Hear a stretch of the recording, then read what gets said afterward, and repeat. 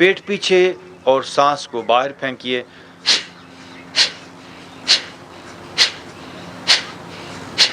हम छींक आने पे अल्हम्दुलिल्लाह कहते हैं, शुक्र अदा करते हैं कि छींक आई। ये आर्टिफिशियल छींक है।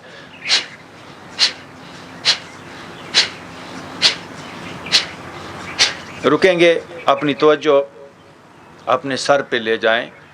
जैसे मैंने अभी अपने सर के प्रेशर को रिलीज़ करना है, सांस को बाहर फेंकेंगे, तवज्जो सर पे रहेगी। जैसे हम सर का सारा तनाव बाहर फेंक रहे हैं, सांस बाहर फेंकिए सर पे ध्यान देते हुए। Let's start.